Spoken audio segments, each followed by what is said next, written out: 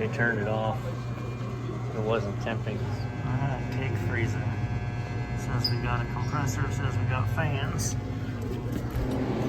I just turned the breaker on. It was 60 degrees yesterday, and this was a solid block of ice. Now let's see what happens. They said they turned it on this morning and it wouldn't get below 60, so I'm guessing we're short cycling on the roof or something. Also, this is super fun. Look.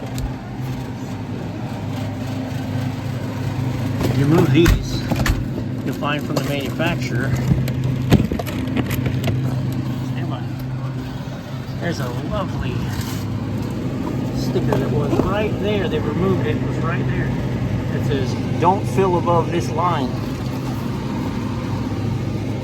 That line right there, because it blocks the fans.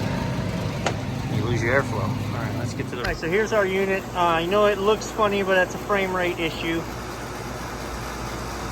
See, I've never noticed the zoom affect the frame rate.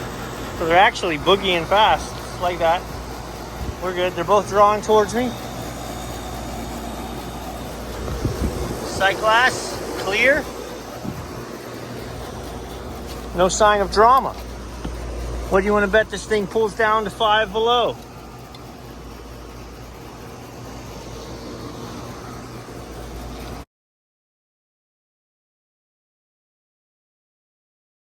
Hypothesis. Last night it was 25 degrees. This morning it's 25 degrees. I wonder if when the headmaster control bypasses, there's not enough refrigerant in the system. Well, what do I mean by that? So this guy right here is currently, so we've got compressor discharge, hot discharge. Goes into the condenser, right, and then goes through the condenser and it comes back, and this is not so hot anymore, it's been cooled, right? Then it heads to the receiver. Well, on low ambient conditions, this is a train track, and it's currently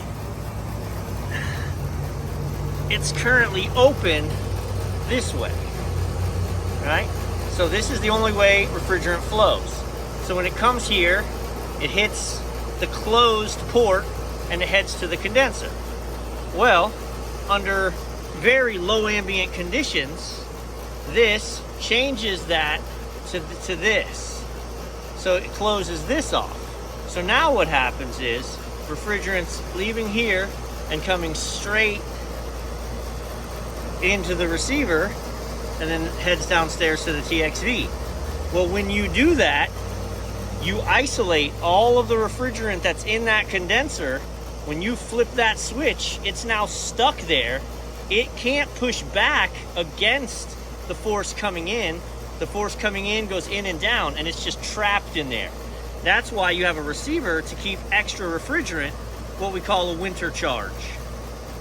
So when that isolates, then if you don't have enough winter charge, the thing will run short, and then it can't cool properly. And then you show up a few hours later when it's 55 degrees outside, and I got no problems. I'm cooling like a champ. So there's a couple things you can do.